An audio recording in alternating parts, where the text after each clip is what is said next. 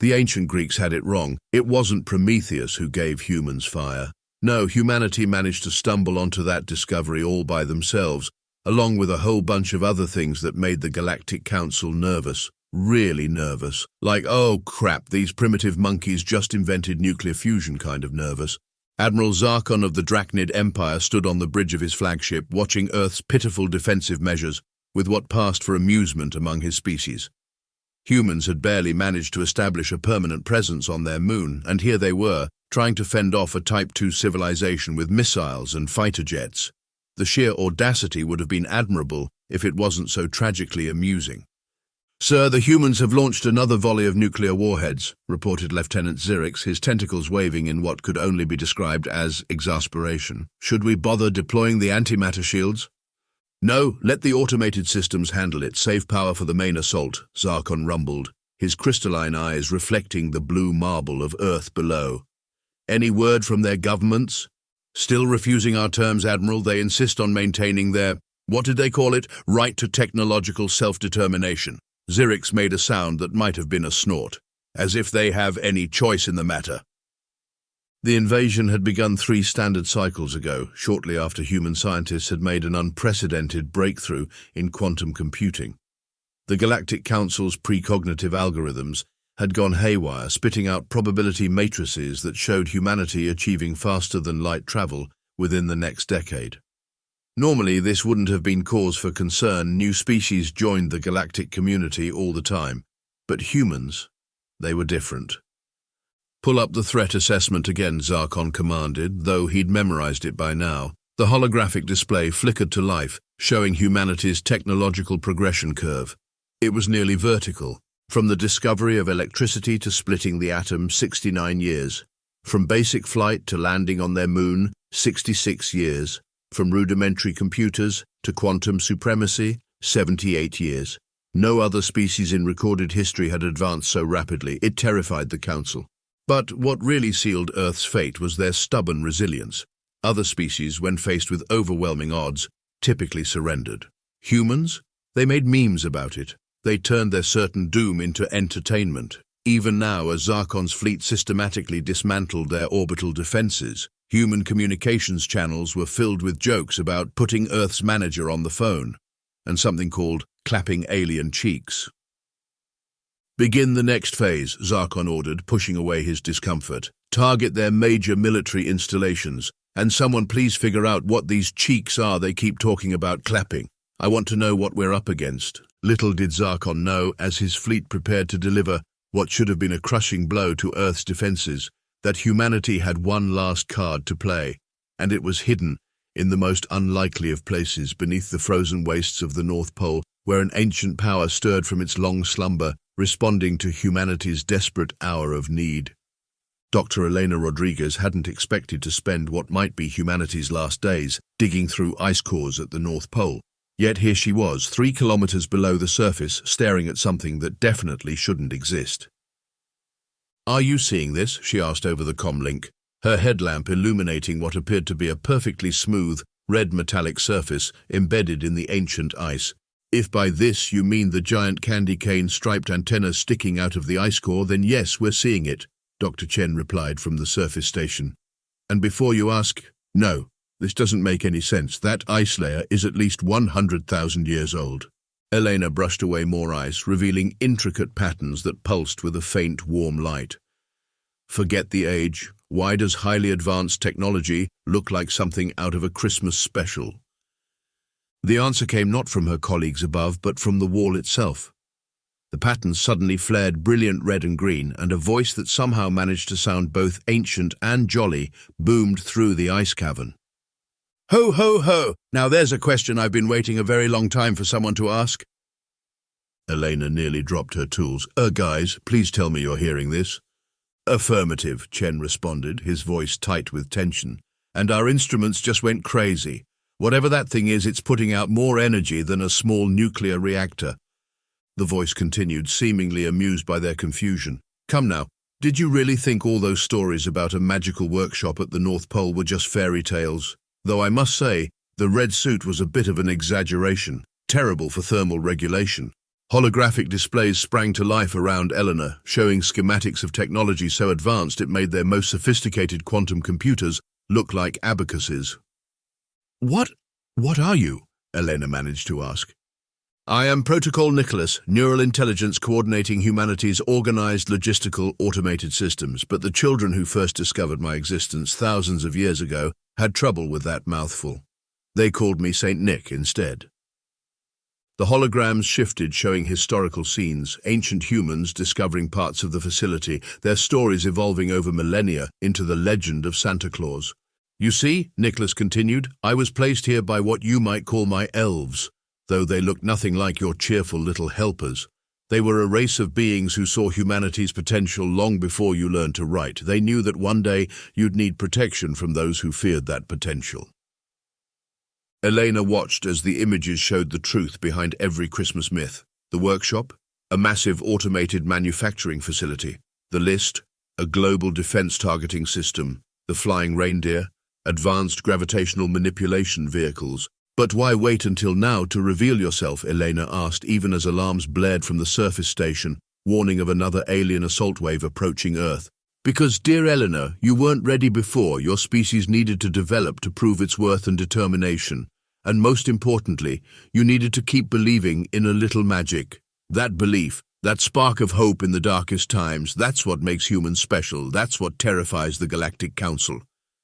The facility hummed to life around her, systems that had lain dormant for millennia, awakening one by one. Through the holographic displays, Eleanor watched as similar installations activated at the South Pole and other strategic locations around the globe. Now then, Nicholas announced, his voice taking on a decidedly mischievous tone, I believe Earth has been invaded by some very naughty aliens, and I just so happen to have a rather extensive list of who's been bad or good. Shall we show them what happens when they mess with Christmas? For the first time since the invasion began, Eleanor felt herself smile. Humanity had just discovered that the greatest gift of all wasn't the advanced technology hidden beneath the ice. It was the realization that they'd never been alone in believing in a little holiday magic. The transformation of the ancient facility from dormant relic to humanity's last hope was like watching a Christmas tree light up. If that Christmas tree happened to be powered by antimatter and equipped with enough firepower to make the Death Star look like a water pistol. Manufacturing protocols online, nano-fabrication systems operational, defense grid charging. My, it does feel good to stretch the old circuits, Nicholas announced as the facility rumbled to life around Elena and her team. Though I must say, your petroleum-based power systems are rather quaint. Let's fix that first. Walls that had appeared solid moments ago dissolved into swarms of microscopic robots, reconstructing themselves into gleaming production lines that stretched as far as the eye could see. The sight reminded Eleanor of those old stop-motion Christmas specials, except instead of wooden toys, these assembly lines were churning out what looked suspiciously like pieces of starship armor. Nicholas, Dr. Chen called from his new position at what had formerly been a plain ice wall and was now a holographic control center. Are those what I think they are? If you think they're self-replicating nanoforge assemblers capable of producing quantum-entangled defense systems, then yes, they are exactly what you think they are, Nicholas replied cheerfully. And before anyone asks, yes, they do come in red and green. I may be an ancient AI, but I have a sense of style. The assembly lines hummed with activity, each one producing components that made Earth's most advanced technology look like stone tools. But it was the next revelation that really made Eleanor's jaw drop. Now, about those elves, Nicholas began as a section of the floor split open. The story's got a few things right. They are rather short, though calling them elves is like calling a quantum computer a pocket calculator. From the opening emerged what looked like thousands of silvery orbs, each about the size of a basketball. They floated upward, their surfaces rippling like liquid mercury before resolving into roughly humanoid shapes about 3 feet tall. Meet the elf unit's engineered logistics facilitators, Nicholas explained proudly. Autonomous quantum AI assistants capable of manipulating matter at the subatomic level. The children who first saw them centuries ago thought they were magical helpers. In a way, they weren't wrong. One of the elf units floated over to Eleanor, its mercury-like surface reflecting her amazed expression.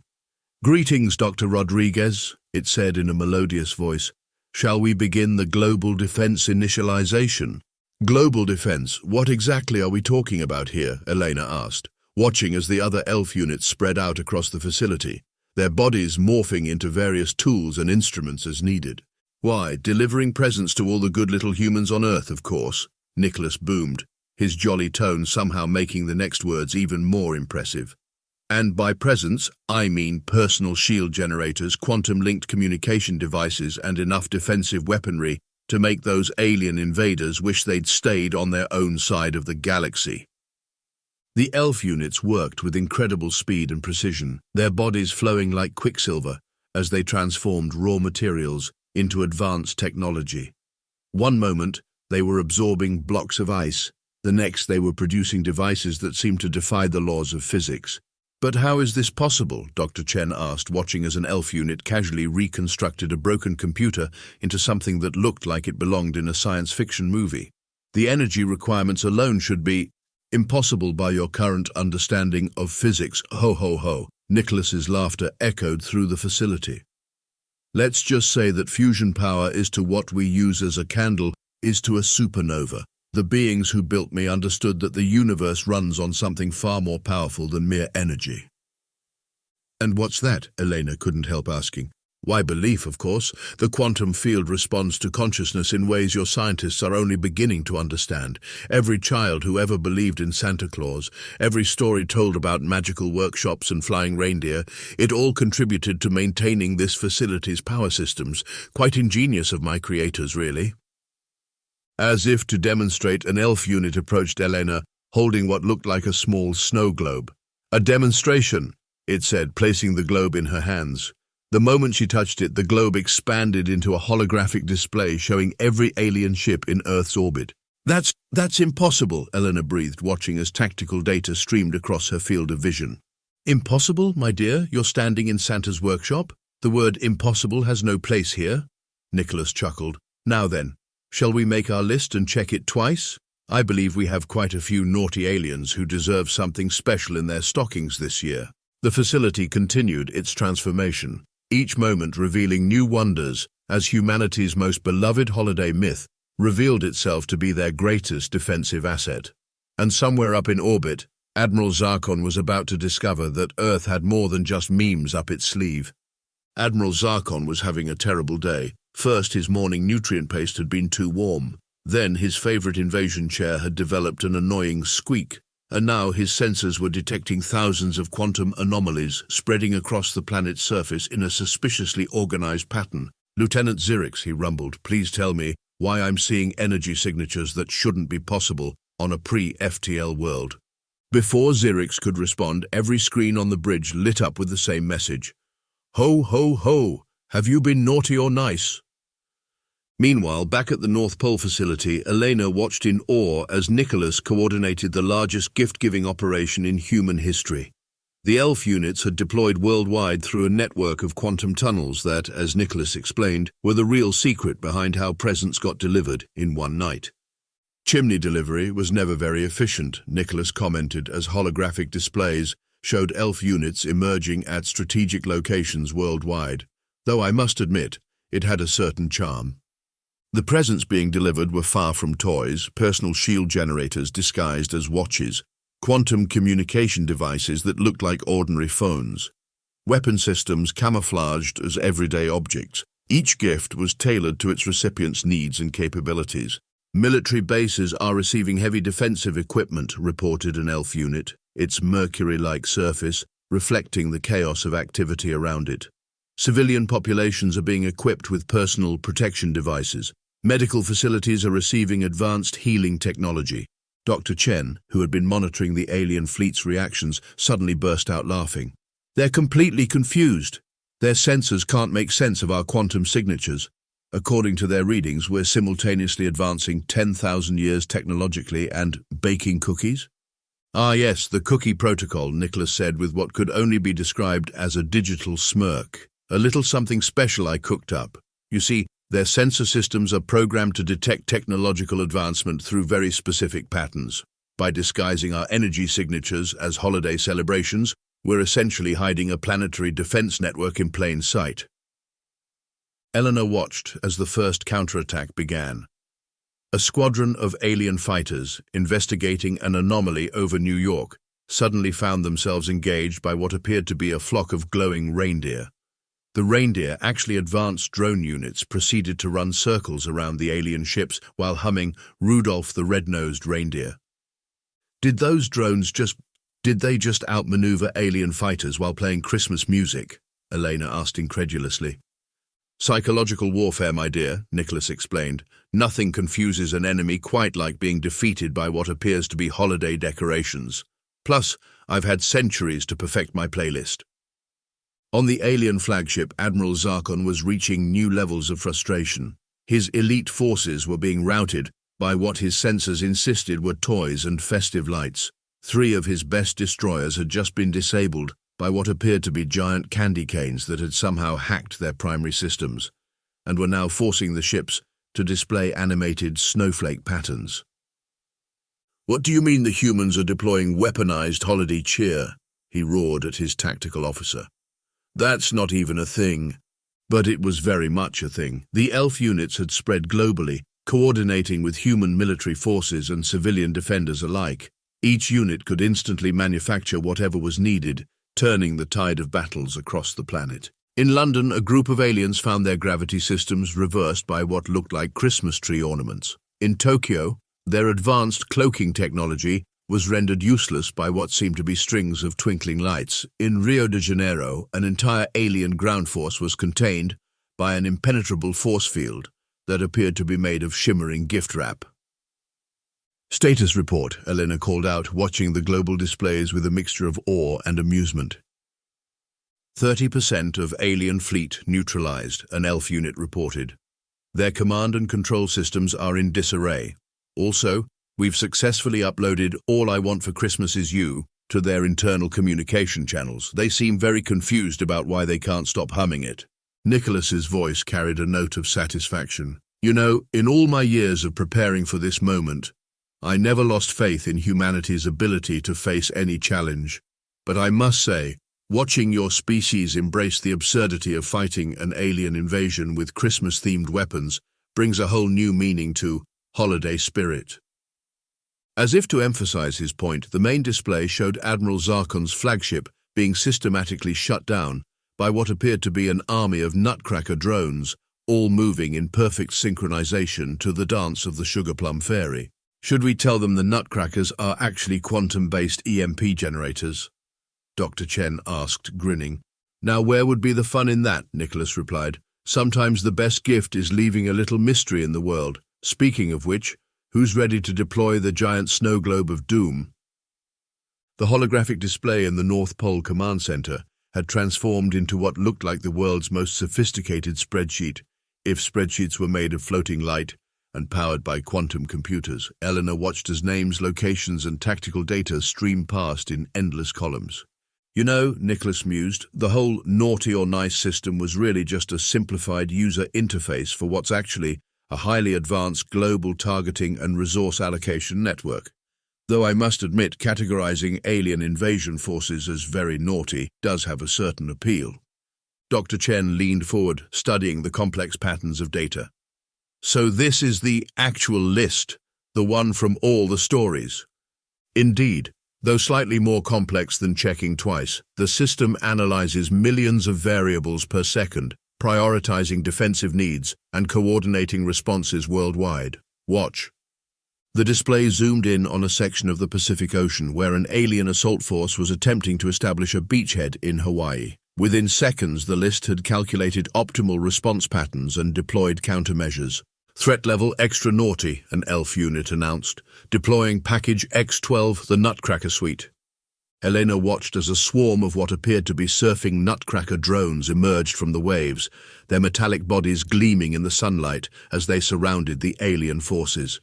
The aliens, clearly confused by the appearance of what their sensors probably identified as wooden toys, hesitated just long enough for the nutcrackers to activate their quantum disruption fields. "The list isn't just about identifying threats," Nicholas explained, as the alien ships began to float helplessly in the air. their gravity systems completely scrambled. It's about understanding patterns, predicting needs, and ensuring everyone gets exactly what they deserve. The display shifted again, showing a global map, overlaid with countless points of light. Red lights represent priority defense locations, an elf unit explained. Green lights show active resistance groups, gold lights indicate deployed defense systems, and the blue ones, well, those are just for fun. They're playing jingle bells on frequencies that give alien sensors hiccups. Human military forces around the world were quickly learning to coordinate with the elf units. In Germany, a Bundeswehr tank battalion had been integrated with what appeared to be giant gingerbread mechs. The Chinese Navy found their ships equipped with force fields that looked suspiciously like snow globes. American fighter pilots were reporting that their jets now had reindeer mode as an option in their combat systems. The key to the list's effectiveness, Nicholas continued, is its adaptive nature. It doesn't just track naughty and nice, it learns, evolves, and coordinates. Right now, it's teaching human resistance fighters how to use quantum-entangled candy canes as communication devices, while simultaneously calculating the exact frequency needed to make alien energy shields resonate to "All I Want for Christmas Is You." "And this is what you've been preparing for all these centuries?" Eleanor asked, watching as another section of the display showed a successful defense of Moscow, using what appeared to be an army of ballet-dancing toy soldiers armed with antimatter candy canes. "In a way, yes, but more importantly, I've been preparing humanity. Every story told, every belief in holiday magic, every moment of hope in dark times, it all contributed to building a neural network of human consciousness that powers our most advanced systems. The list isn't just a targeting computer, it's a manifestation of humanity's collective belief in the possibility of miracles." The display suddenly flashed red, highlighting multiple incoming alien vessels. "Speaking of miracles," Nicholas announced, his voice taking on a decidedly mischievous tone, "I believe it's time to show our visitors what happens when they get on the really naughty list. Shall we demonstrate the true meaning of Secret Santa?" Admiral Zarkon stood on his bridge, watching in horror as his mighty invasion fleet was systematically dismantled by what his sensors insisted was a massive collection of holiday decorations. His tentacles twitched nervously as another squadron of ships went dark, their systems overwhelmed by something his tactical officer had dubbed the Carol Cascade. "This is impossible," he muttered, just as every screen on his flagship began playing an animation of dancing snowmen. "We are the most advanced battle fleet in 3 sectors, and we're being defeated by what exactly are we being defeated by?" "Sir," Lieutenant Zirix reported, trying to maintain his dignity while wearing what appeared to be a holographically projected Santa hat that nobody could figure out how to remove, "the humans have activated something they're calling Operation Silent Night, and I don't think they're being ironic." In the North Pole Command Center, Eleanor watched as Nicholas initiated the final phase of Earth's defense. The facility hummed with power as thousands of elf units synchronized their quantum matrices, preparing for what Nicholas had dubbed the ultimate gift exchange. "You see," Nicholas explained as the facility's central column began to glow with impossible colors, "my creators understood something fundamental about the universe.